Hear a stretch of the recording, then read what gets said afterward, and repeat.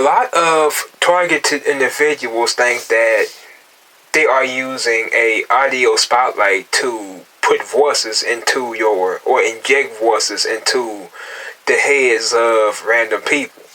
But this is one thing I don't understand. With a audio spotlight is a portable device, okay? It is portable.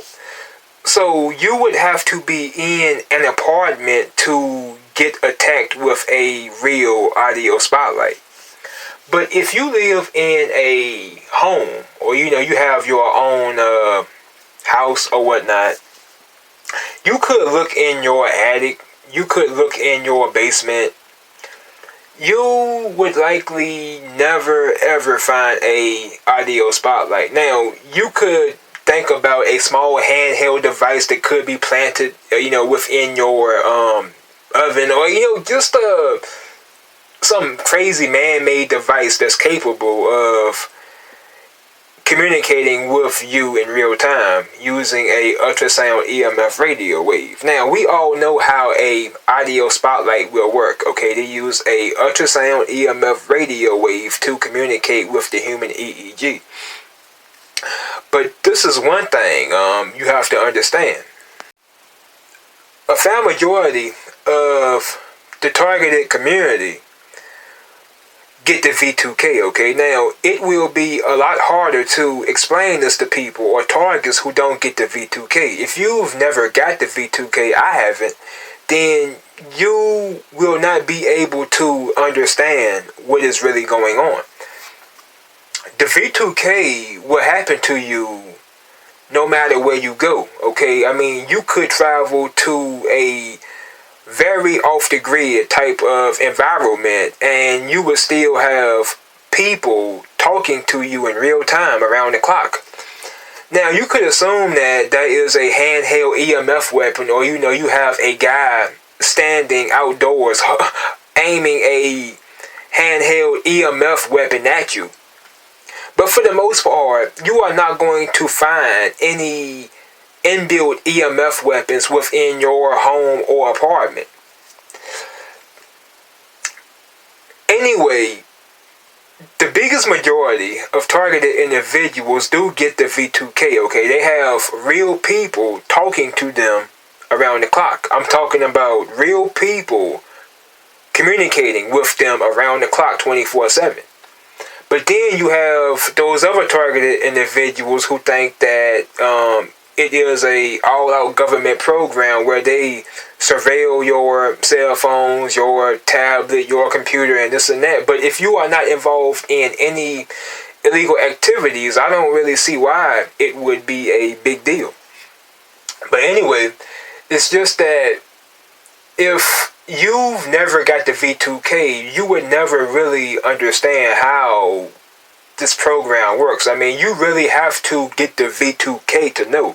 Now, there are many of us, even me, who have been electronically harassed. I mean, I've been tortured. I've been hit with a microwave. I mean, I've had my organs feel like they were being burned inside out. I mean, I've had the tinnitus. I've woke up with burn marks down my arms and legs. Now, I have even got the street theater. I have had people walk by me with their entire butt showing. I have had people, bring up things that I did in private.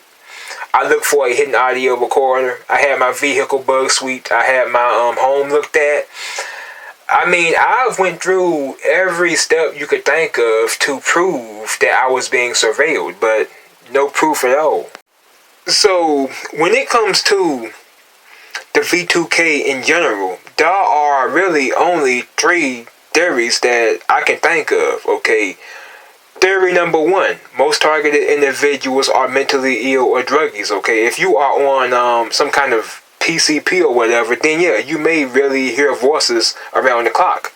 Now, number 2, it could be a audio spotlight, but a audio spotlight is not going to follow you around the clock, okay? I've tried to explain this to people, but they would keep on telling me an audio spotlight.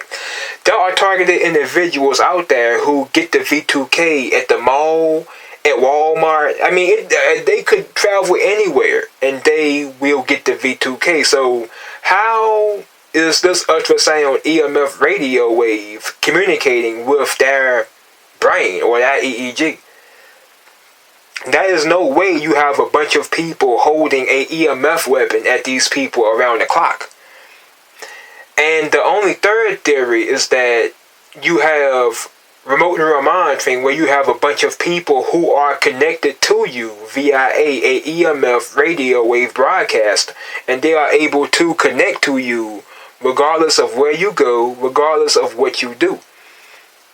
Those are really the only three theories. I mean, you have mental illness, drugs, then you have a audio spotlight, then you have remote neural monitoring. So you tell me what really makes more sense when you think about it.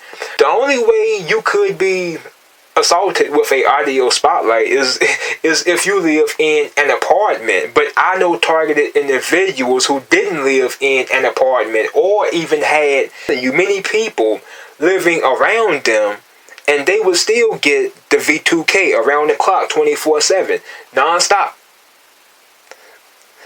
So you have a division. You have people who think that it is only a government program where they hack your every device. Now, these people were likely involved in something illegal if they think that the government is out to surveil them. Government surveillance is not really done private. I mean, most people who come under a government investigation, okay, they usually end up in prison very quickly. So I don't know what kind of government program this is, okay? I mean, to me, it's not really a government program. It would be more like a government experiment. So at the end of the day, you are not really being surveilled. I mean, when you think about Nicholas Cruz, when you think about Myron May, Aaron Alexis, these people were normal people. And then the so-called gang-stalking program, which is a so-called community watch program that's supposed to help the community, pretty much made these innocent people go out and harm other people. And why didn't the government stop them before they did what they did? I'm telling you, if you are getting the V2K and the harassment, there is no way around it. You are clearly a target. Alright? And there's no telling how many people are targeted as a whole. I mean, when you think about how many people are in a mental hospital right now because they are hearing voices around the clock, and that is no audio spotlight. Okay, I don't know why y'all think that is an audio spotlight.